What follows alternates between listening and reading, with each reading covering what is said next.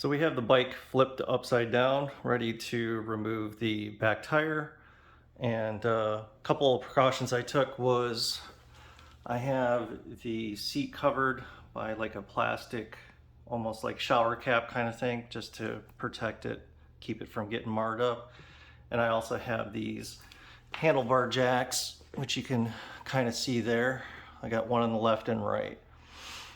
Also in the back, I just wrapped around a towel around my camera mount and just the back end, so when I was flipping it over, it didn't scratch the floor or damage the back end of the bike as well. So we're gonna first get this back end removed, and we want to take off this rubber cap. And I have a really hefty, husky, this is a torque wrench, but I'm not going to be using a torque. It's just really big and long. And then I have an extension bar and a claw foot to help me get into some of these tight spots. And what we want is to loosen it. So I'm going to go ahead and start cranking. And the balance of the bike is going to be a little bit hard to deal with, so you want to brace. Once you get it loose, you should be able to hand untighten this. And you don't even really need to take this off, but it's a good idea just to make sure that things aren't falling off and getting lost. So just place it down by your work area. So then we have the other side right here. So this is a little bit more challenging, and I'll move the bike a little bit so you have a better angle. So again, we have a plastic cap here. And this is where this claw, I think they call it a crow claw or crawl or something, I can't remember, but it helps to get in a really tight spot here, and allows you to crank open that bolt, and then this will come loose, this derailleur guard. So you got to take the that off, and what I do is I spin it around again and get it back on there to give it another turn. And then might be able to just do it by hand now. It's not ready yet. And a little fussy. As you can see that the guard's getting loose, and I can hand unscrew it now. So I'm gonna put this down and just undo it with my fingers. And I'm holding on to this because this will just fall down.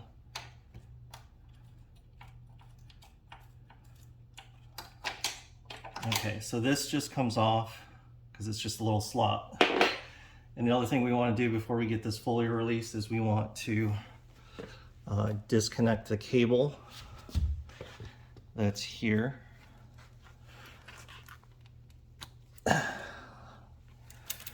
So that way we have it loose, and then we can unroute it through this clip like that.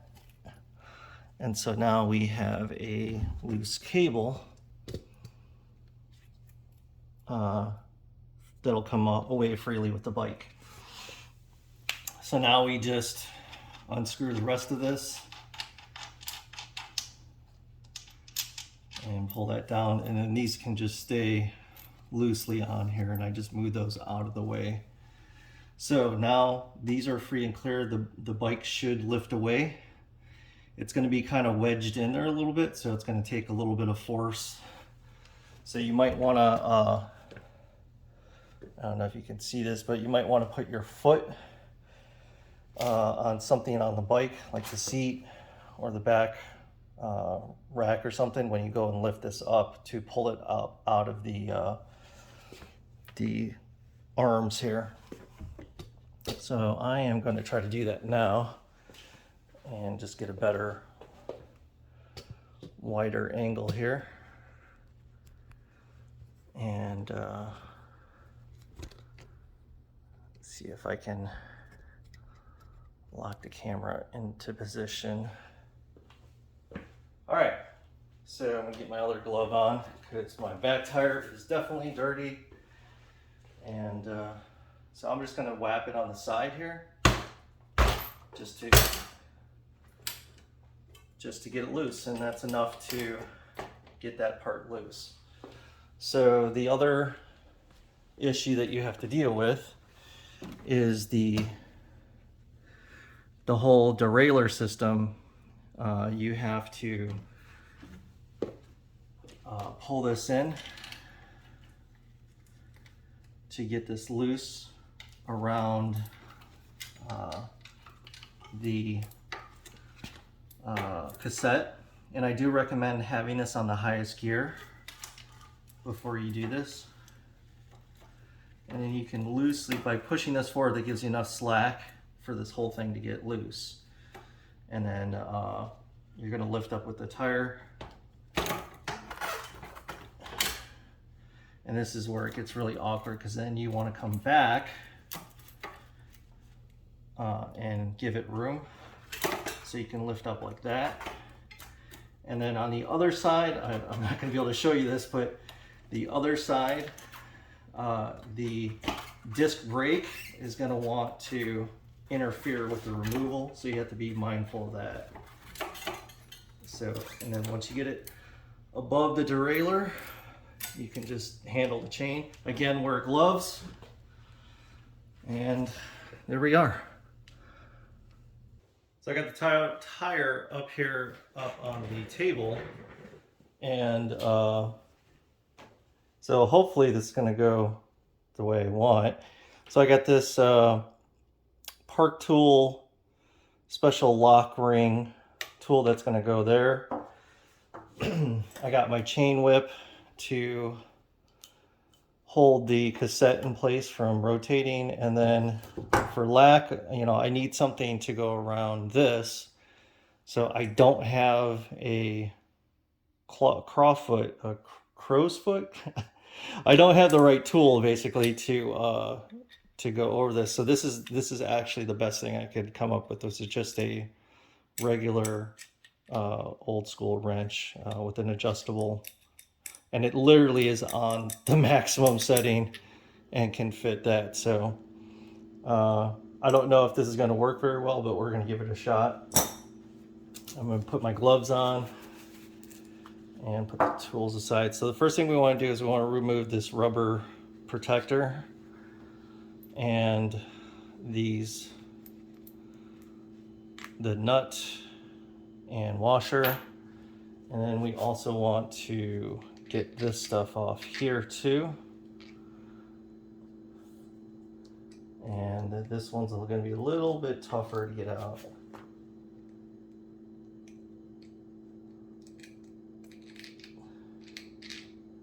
So we take that off. And so now we can thread this down the cord like that. And then if everything goes right, this should be able to seat in there, which it does. So now we have a good control over the lock ring. And I'll put my gloves back on. And I've never done this before, but I've seen a video on YouTube, so that makes me totally qualified, right? So what we want to do is we want to keep the cassette from spinning this way. So the chain whip you want to have like this. So we'll just pick like one of the middle gears here, and then you use these teeth here to lock it into position. So now we have control this way from it coming that way. So now we grab a wrench and we're going to try to rotate this that way to unlock, and then hold this from keeping it from going that way. So wish me luck.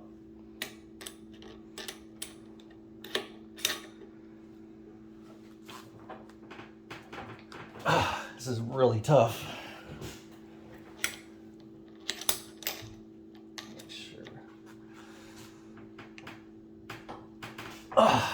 That is really, really tight on there. So I'm gonna get a breaker bar or a cheater bar.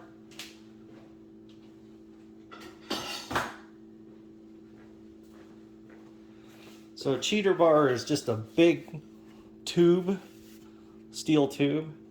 What I'm going to do is I'm going to put this in the end of it, and then I can get some more leverage on that. So I'm going to do that now. This is really not exactly the professional way. I got to open this up all the way. But, you know, whatever gets the job done, right? So that should give me more leverage, and I'm going to try to get this to crack loose. And here we go. You can see how tight that is. But with the cheater bar, I was able to get the lock ring broken loose where I can just use it without the cheater bar now. So there's enough tension on there. Oh, I can hand tighten it, hand unscrew it now. So we can get rid of the chain whip. And I can remove the tool. Actually, I'm gonna put it back on. It'll help me. All right, so that's done. So now you want to remove the lock ring. And the only reason why I'm taking this sprocket off is because this is my upgraded sprocket. So I want to transfer this to the new motor, which I'm gonna do eventually, but for right now, I'm gonna use the sprocket that comes with the replacement motor, and I'll replace it eventually. But I just want to get this cassette off to get access to the motor housing mounts. So I'm going to put that off to the side.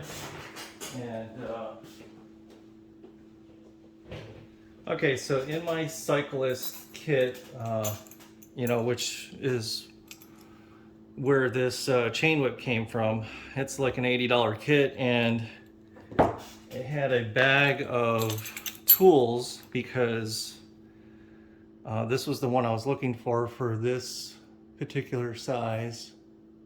I don't know if that's going to focus or not, but anyways, that's the size I need to get at these. I was hoping to use my torque wrench set, but it didn't have the right size one of these, so I'm just going to have to try to use this. And let's give it a shot. So we'll try this one first. I wish I had the right tool for this, but this is... All right, so that actually wasn't as tight as I thought it might be. So that's loosened, and we're just going to go around and loosen all the rest of them.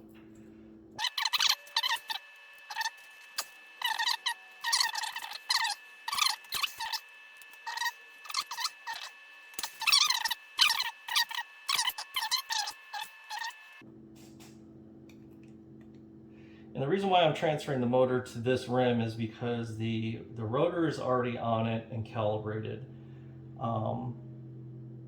It also has these cutout holes in the rim to lower the weight. And everything works, you know, with this rim. And the new rim, I might be just sending back to WALLKE, because WALLKE is requesting return of this motor so they can test it out and find out what the issue was, because I'm sure they get a supply of these, and if they're not performing up to snuff, then they need to work with their supplier to get the correct motor to perform right.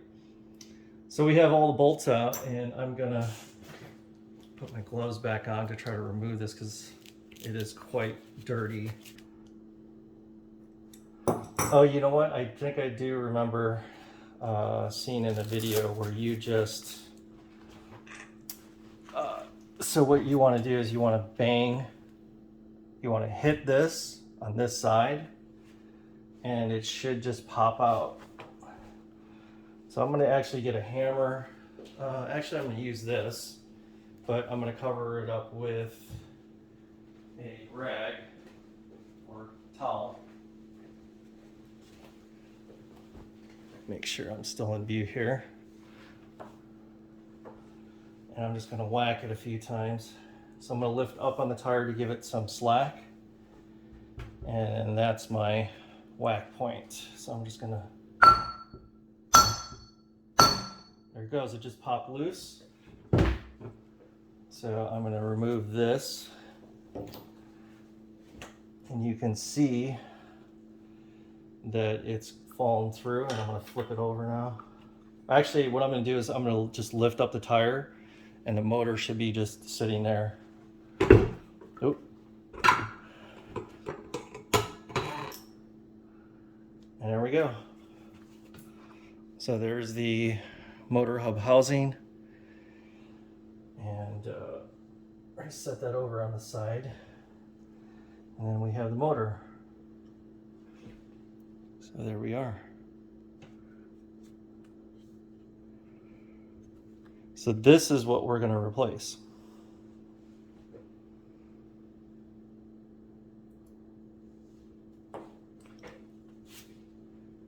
So this is the replacement motor that WALLKE sent, and it comes already with the rim and installed, but it's going to be a lot easier for me just to swap out the motors and rather than redo the tires and all that stuff. And plus I also like the original rim that comes with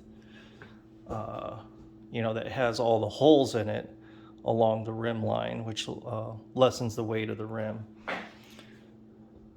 So we are going to basically do the same process as before, removing, because I'm going to put my upgraded cassette onto here. So we're going to take off the rubber protector, and this is already loose. So we just want to spin that off.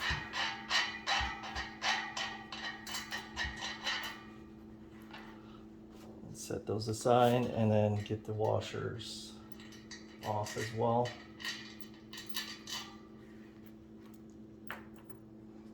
And then we can put the lock ring tool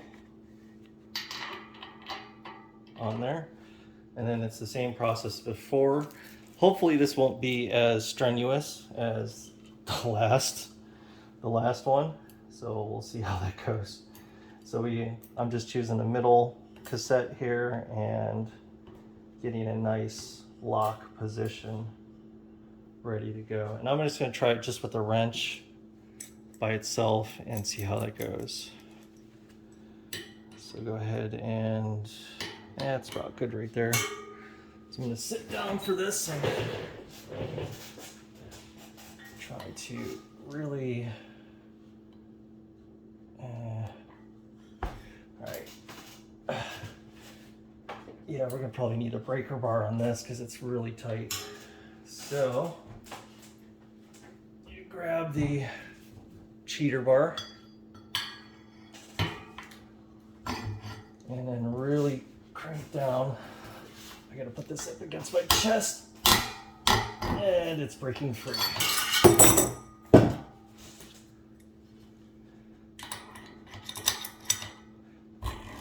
There we go. And I can just do it by hand. Take my gloves off, and we can get rid of the chain whip. Okay, so that's all free. We can take the tool off, the lock ring, and then the whole cassette can come off. And we can just set that aside.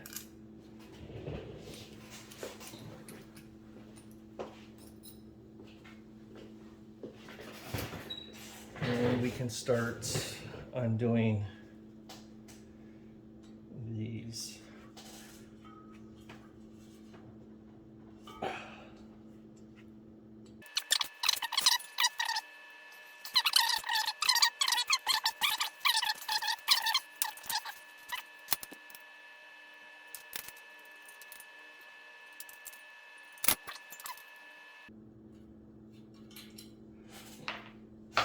All right, so same thing as before. I'm gonna pop it out by flipping it over.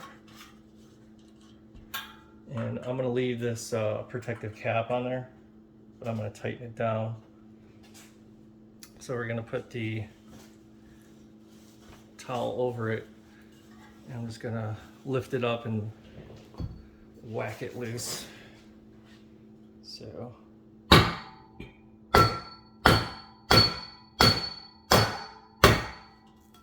I might need to go down to the metal here because I don't think that's gonna, yeah, I need to.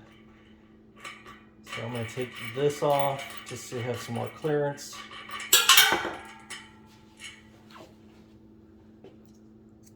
I'm also gonna take this off. Just a full dismantle. And then we're gonna whack it again.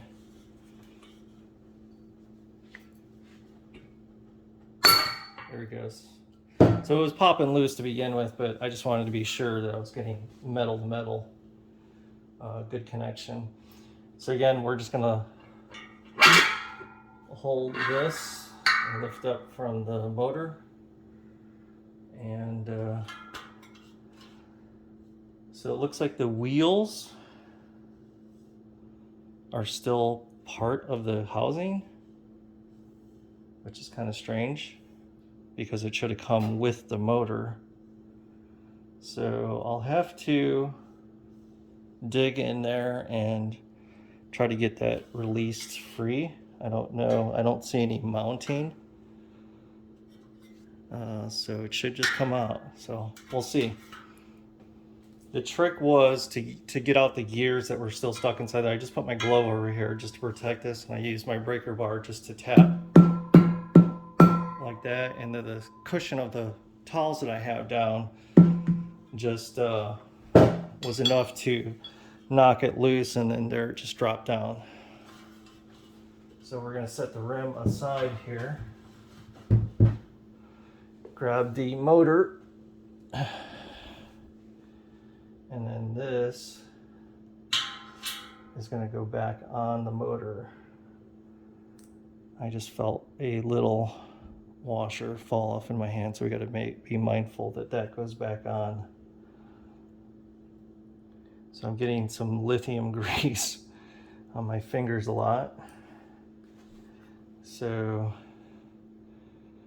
there doesn't seem to be any rhyme or reason to this. So it doesn't look like there's any kind of special locking pin or anything like that. So I'm just going to carefully, oh, okay. So there is a locking piece right there, and if you, I don't know if you can see it too well, but there's also a locking notch in the inner hub there. So I'm going to brace my fingers because this is spinning freely, so I'm putting my fingers there to keep it from spinning, and I'm going to line up that notch with the notch that's on the axle, and I'm just going to try to do it freely by hand here and get it lined up. It's really hard to see where it's at. Plus I got to rotate all three of the gears. Wow, this is hard to line up. Okay, so that's lined up, but I got to line up the gears as well. Okay, well, I just kind of twisted it and it fell into place.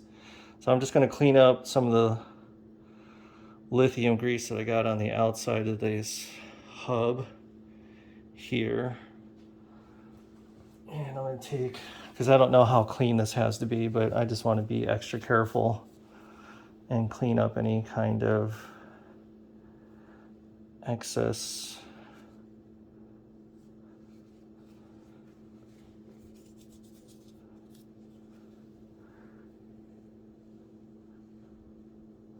like that. So this is the new motor, and from the looks of it, it looks identical. So I'm going to also put this ring back on here. Oop, almost lost it. So that goes on there like that. All right, so I'm gonna set that down. I'm gonna grab the other. So the original motor that comes with the bike is, I'll put that on the left here.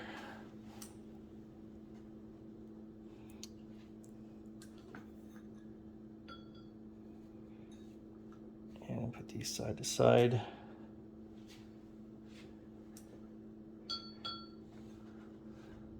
So this is the original motor, and then this is the new one. And they literally, except for this housing here, which looks just a tiny bit thicker, I don't see any difference between these two motors. The weight, I'm just going to lift them both up awkwardly.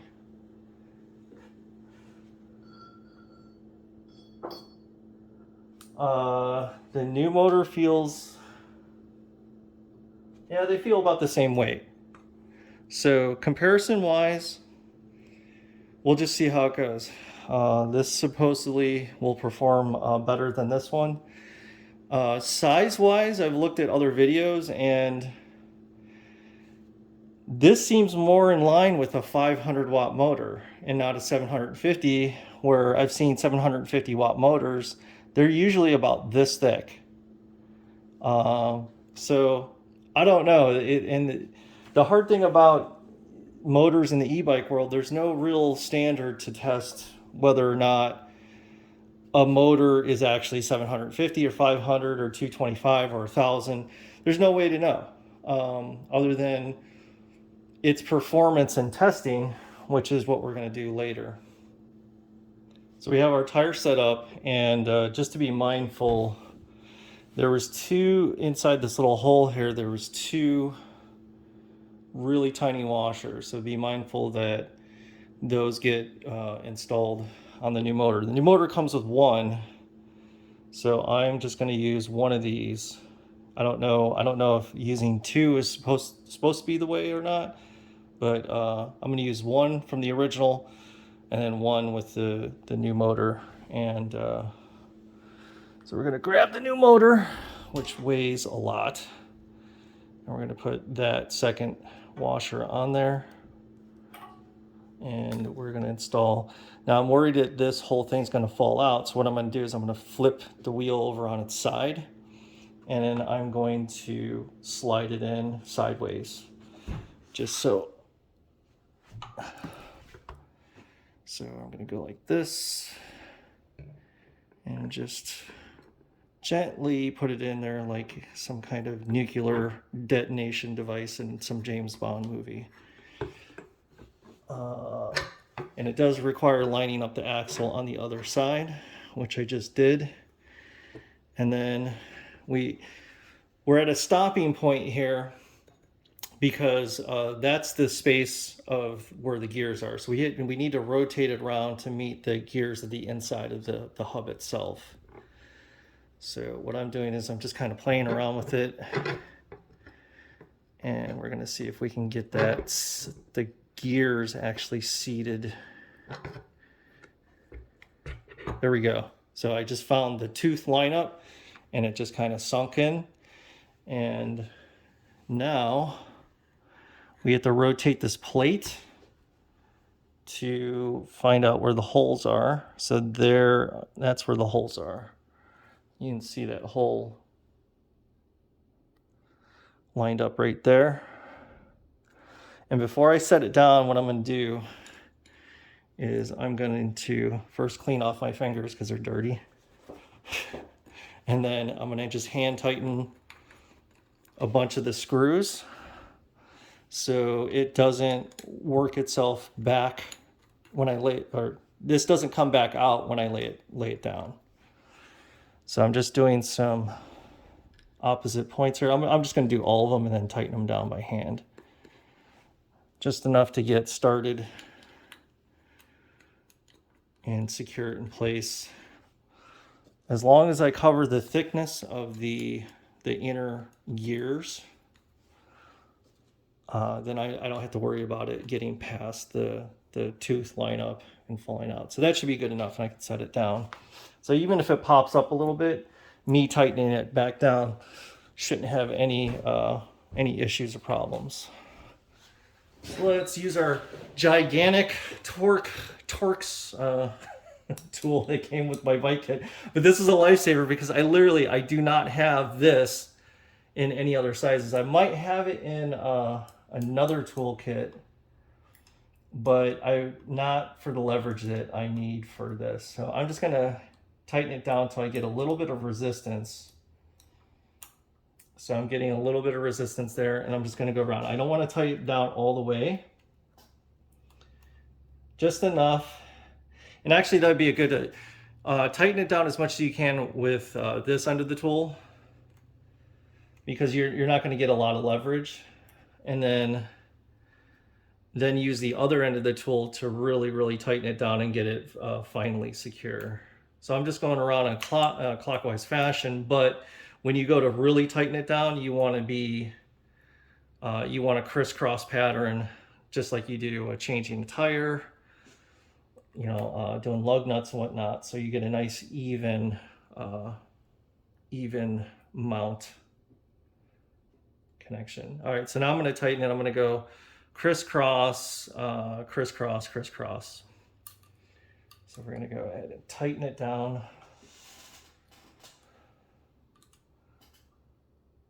And I'm not going to use any kind of torque wrench, but I can feel when it's done tightening. You can just feel it. It just wants to immediately stop.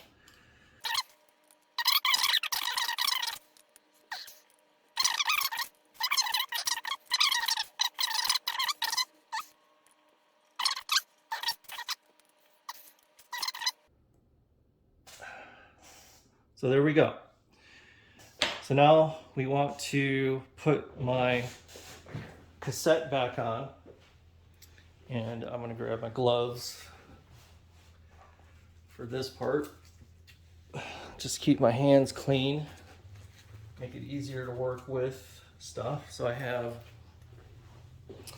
and if you're upgrading your sprocket to this, because I had this in my first upgrade video, this is a perfect example of how to actually do it. So we're going to thread that through. And what we're looking for is one of these notches right here. Let's see if you can see that on the video. So that notch is thinner than all the rest of them. So that's the one you want to look for when you're lining up the notch on this. So you want to rotate this, and you'll see this notch right here is skinnier than the rest, and you line that skinny post up and it just drops down that easy. So that's good to go on that. And now we need to put on the high gear tooth. So that's pretty common. You'll have an extra tooth you put in there, and then it just goes there again. There's a little, the same thin spline that you use to drop the whole cassette on. You want to line up the same skinny tooth, which is right, try to get it into camera view. So there's the same skinny tooth right there. So I'm gonna just flip this over and then drop it down where that skinny tooth is. And then you have your lock ring. Again, this doesn't rely on a tooth on the tooth here. It just relies on screwing into the inner ring there. So you just slide that on. And I recommend doing this on any kind of screws that you have. You always want to go backwards before you go forwards. So when you go backwards, you wait till you feel a click or a drop down in the threads.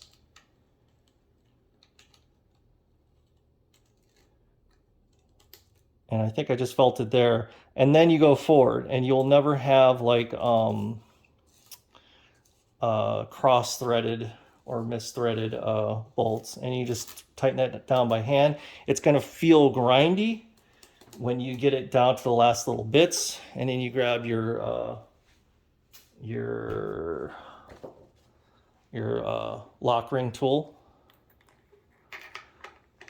and you put that in there, and I'm going to tighten it down some more by hand. And then this is the easy part, because this is already locking on its own. It's going to be easy. You don't even need the chain whip to tighten it. So you just go ahead and just get that tightened down using the wrench.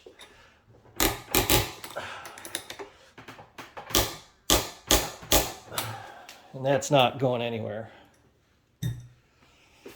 All right, so now we have our cassette on there. That seems pretty good. It's nice and solid. We can take our tool off. All right, for the proper alignment of these notched washers, trying to get a close-up here where my camera will focus on it. So these notch washers have to go in a certain way. And it's not a choice. It's to properly install these, they have to be put on right. So you're going to put on the small washer and thread it down the cable here. And how you determine the alignment is whichever way the cable is angled, because there is a notch. There is a notch cut out in the side of the axle here to allow the cable to go at a 90 degrees.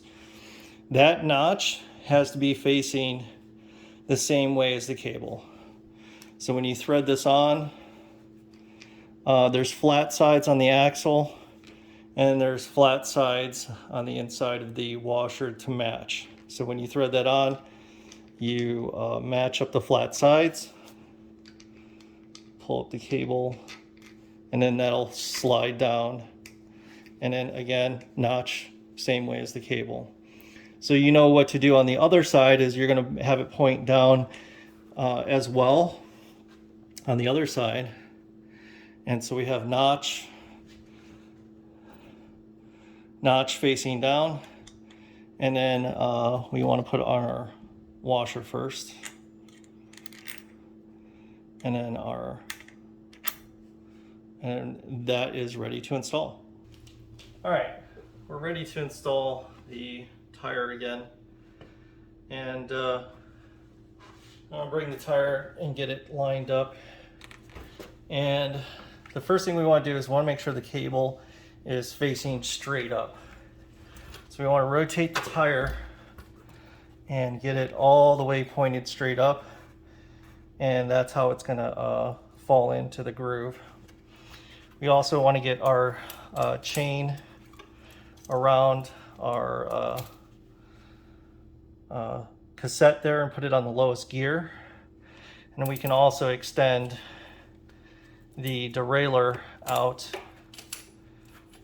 and start dropping this in. This part's actually not too hard. It's lining up the disc brake that's up on the other side. And we want to just have it fall into the groove on the other side, and the disc brake, or the brake discs, need to fall into the caliper correctly, and that can be a challenge, which it is difficult for me right now because I'm trying to. Okay, so I got it in there. I can let go of the derailleur. And so I want to show there's an issue with dropping down axles into the fork mounts. And I just want to show you what that looks like. So if you look here, you can see that this axle is dropped all the way into the little U-shaped mount. So that side's good. But if we go over here on this side, you can see there's a gap right there. You definitely do not want this because this will misalign your entire wheel. So because this is a new axle and there's a little bit of a variance in there, there's kind of a low-tech fix. So you take your crescent wrench, and because there's two flat sides on this, you match your crescent wrench to fit those flat sides. And what you're going to do is you're going to torque this back and forth like this while pressing, having downward force. I'm going to use my belly and just stand over it. So we're going to do that now. So what I'm doing is I'm straddling the bike. I'm leaning on the tire. I'm tightening this as much as I can because I don't want there to be a lot of play. And I'm going to push down with my body weight and then wiggle this back and forth. So I'm pressing down.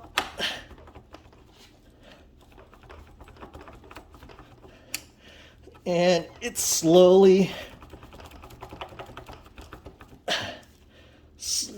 dropping into position.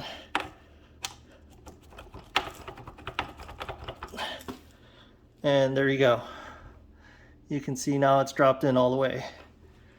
So that's a solution if you have a tight axle that won't seat all the way. That's how you fix that. And then we also have our notched washer is in correct position, and it's also in the correct position on the other side. So for this side, we can go ahead and put in our washer and nut. I can move this back a little bit.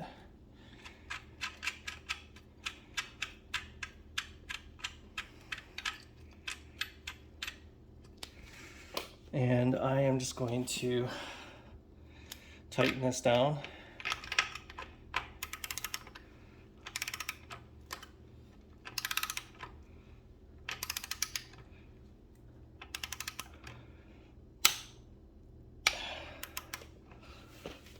And I'm just going to brace the bike because I'm really going to put some strength behind this to make sure this is tightened down all the way.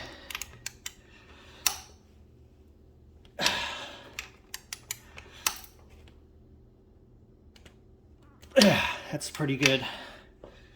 That's not gonna be coming apart anytime. And then we'll go to the other side.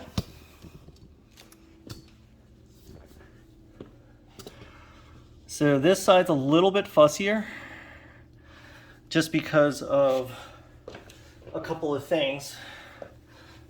The first of, we have a derailleur guard that needs to go back in. So that threads through the cable, and then the little U-shape locks in there, and we thread our washer next, and then finally our axle nut, and that goes over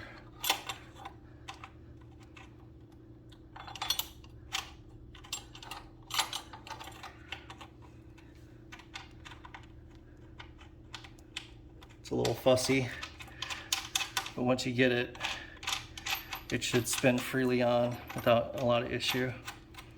So usually what I do is, if I can angle this up a little bit, there we go. It's a little better. So I usually put this through the middle here, and then I also keep this in an angle. So this can rotate in different positions, but you want it to be rotated back just a little bit, and you want it to clear the derailleur.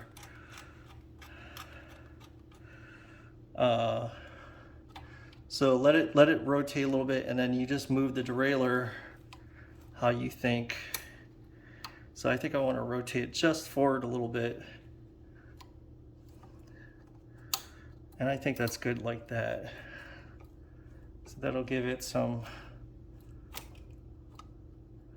so like that, and then I'm going to hand tighten it as much as I can, and then we're going to start cranking this down. There's no specific position that I know of that this goes correctly in, so it's just a matter of just sighting it and making sure there's enough clearance. So this is bumping a little bit right there, so I'm actually going to move this forward. I don't know. This is kind of a, I wish there was something more definitive about how this installs. So that's better. All right, so we're going to start tightening it down. I'll have to move the camera back to really get in here and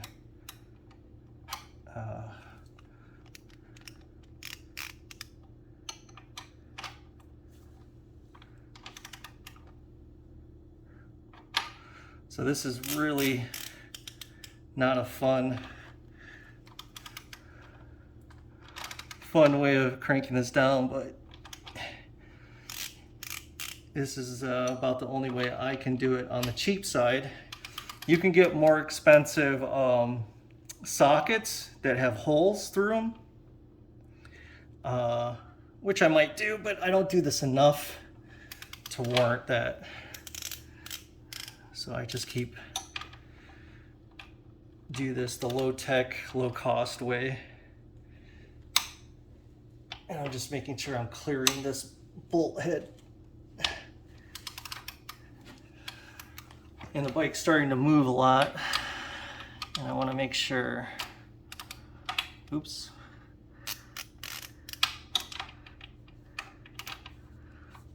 make sure I don't knock the bike over and trying to tighten this down. I guess I'm really putting some force on this.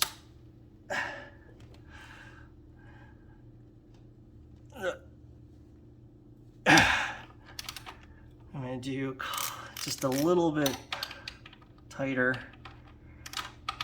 and then I'll call it good to go.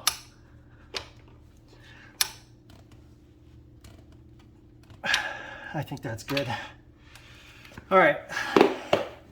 So the last thing is you have a cap right here, and you just thread that through the cap, and that just goes on the bolt head, or the nut head I should say.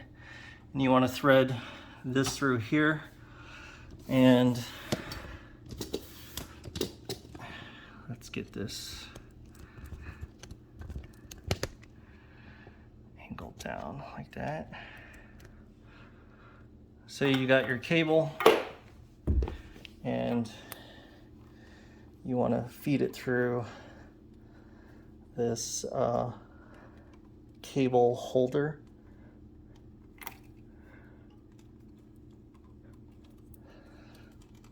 And we're going to need some slack in order to have this cable reach. So I'm going to have to pull some slack from where the controller is and move And of course, I'm not getting this on video. All right, so what I did was, there was this cable here, and I just pulled some loose slack coming from the controller and just pulled it through the zip ties, because it seems like this cable's a little bit shorter than the old motor. And so I'm just pulling a little bit more slack. Hopefully it'll be enough. It looks like it's really, really close. Yeah, so that's like just barely enough. So now we need to line up the holes. And that's always a fun part, because there's 3 that are longer than the rest of them.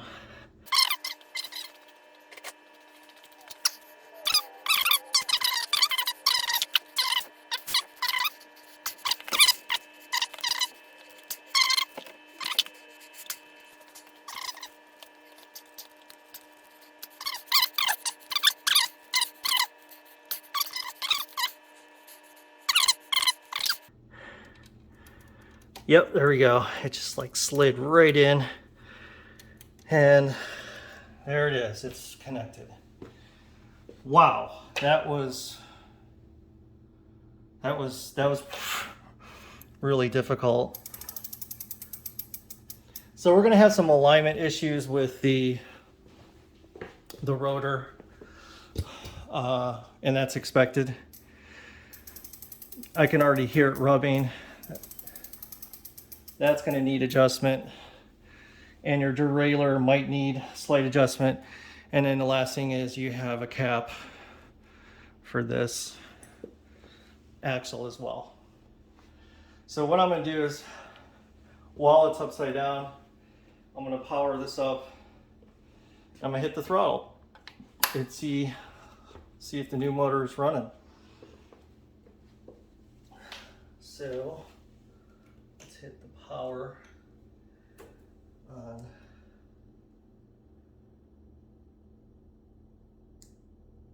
Okay, so we're powering up. And I'm going to go to pass 3. So looks like the new motor is working. Turn off the light. So I'm going to go full throttle.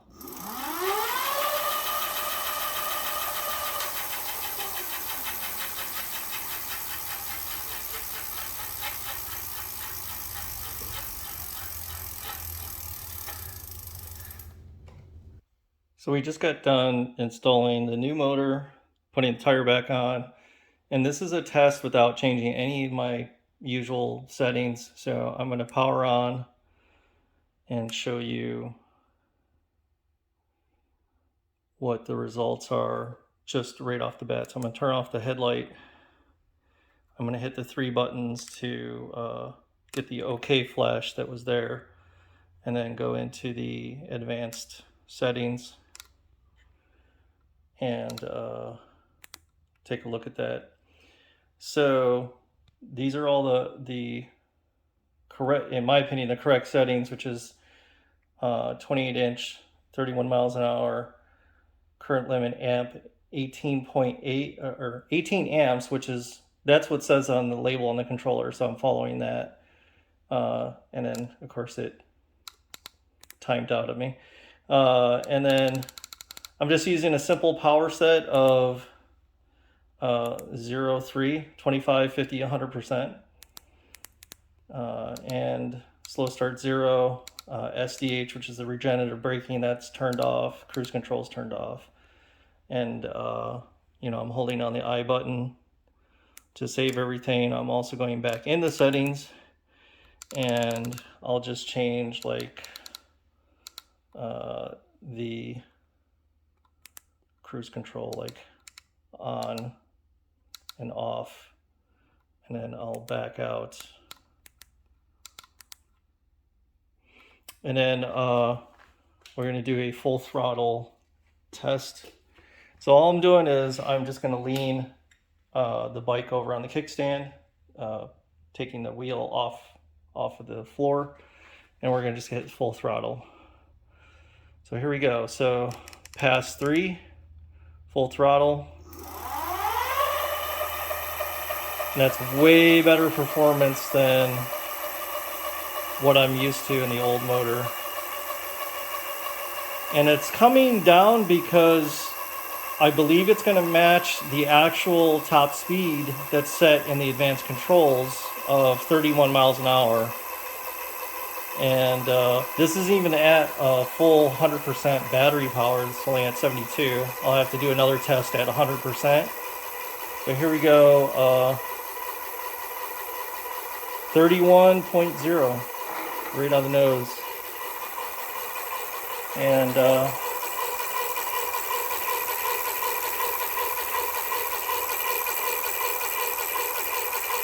seems like it's working good. So we'll have to do a outside test and see how things go.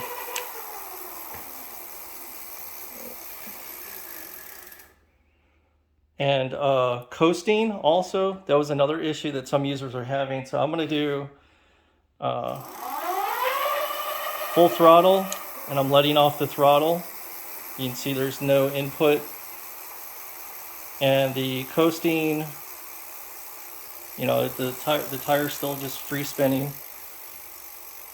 And the coasting miles an hour is still going. Okay, so we're here doing final test for top speed with the new motor that's installed for WALLKE. I'm gonna go ahead and power this on,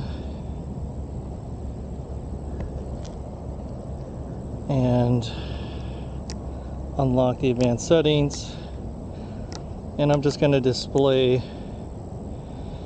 what advanced settings I have in there now. So 28-inch, speed limit 31, current limit 18 amp, speed sensor 1, assist 12, set voltage 48, power set 0 to 3 with 25, 50, 100, slow start 0, SDH 0, cruise control off.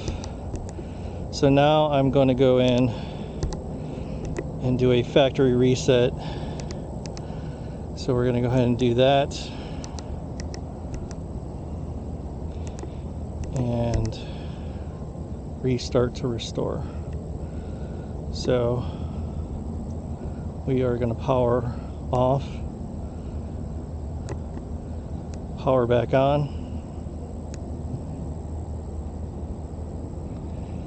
and go ahead and unlock the advanced settings. Go into the advanced settings. So the factory restore didn't work. So we're going to try it again. Display settings, factory restore. Go yes. Hold down the I button, save it, and we're going to power off. Power back on. The power was at 100%. It's just I have dipped down to 90%, 97% on its own. Going to unlock the advanced settings. Go into advanced settings, and again so this is the factory. I can tell it's done a factory reset because the current limit was 18, now it's 20. Power set should be it was 50, 75, 100, but now it's back to default.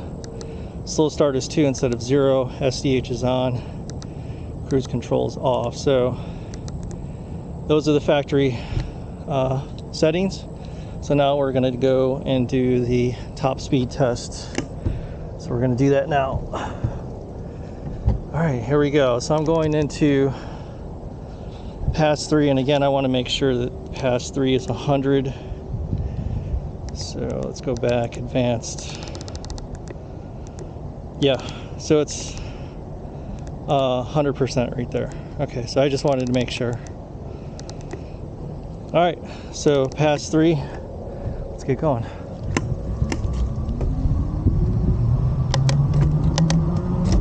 So So we're shifting up into the highest gear just so I can get up to top speed faster. And we're gonna let the motor do all the power from here on out.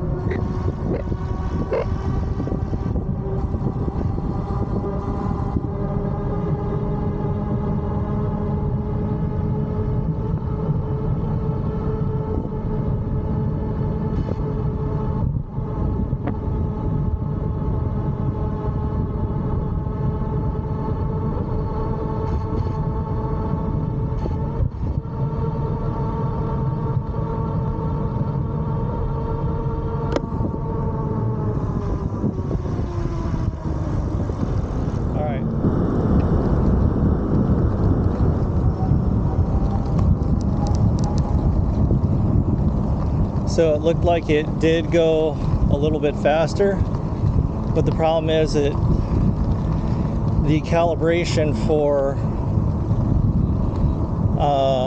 how fast the mile per hour reading here is not in line with what's being reported by GPS. So I'm going to run the same test with the original settings that I had, and we're just going to get back into the starting position.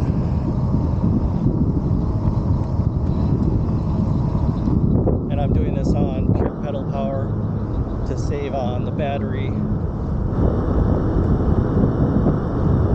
It's just a little slow going because I'm still out of shape, but I am getting better. All right.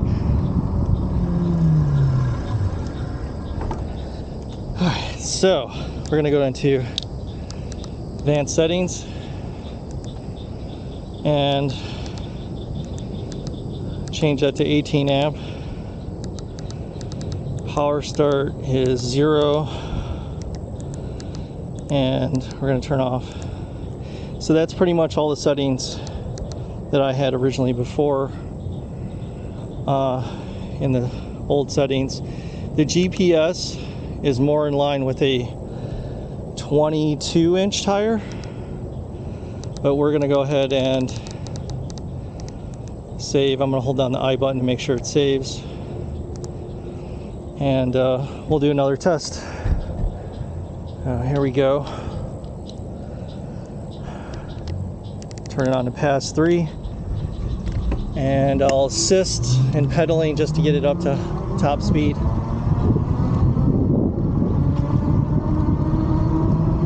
All right, so I'm gonna let the throttle do all the work from here.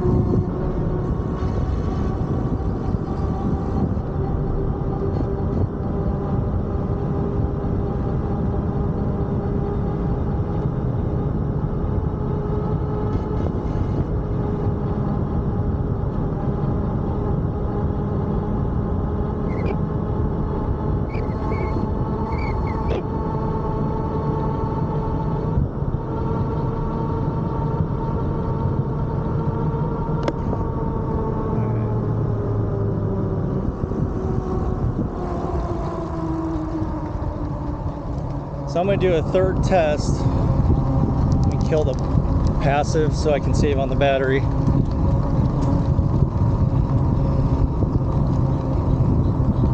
We're going to do a third test, and we're going to drop the diameter of the tire down to 22, which should put it in more in line with what's being reported on GPS.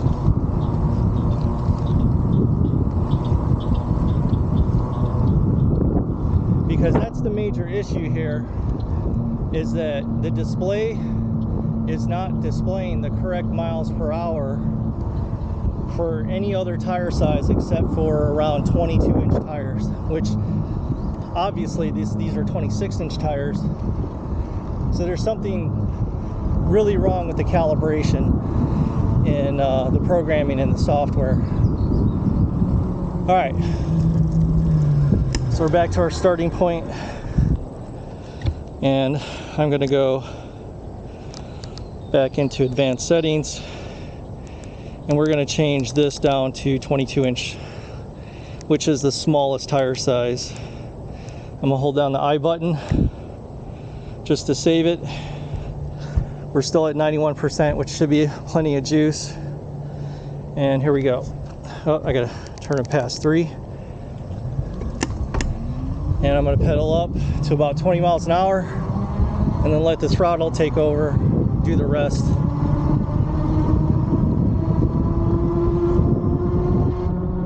All right, that's good. I'm gonna let the throttle do the rest from now on. And as you can see,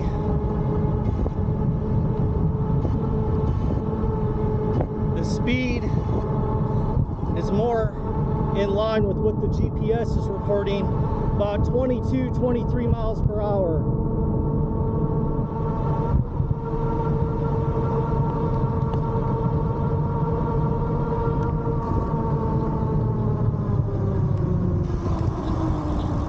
So WALLKE tells me that this should reach about 28 miles per hour, which it does, but on the wrong tire size and the wrong mile per each calibration. So conclusions are there's something wrong with the calibration of how fast the bike is reporting. It's basically calibrated for 22-inch tires. And these are obviously 26-inch tires, which is fine. We can make the adjustment in the advanced settings, but then we don't get the actual performance that we're promised, which is 28 miles an hour.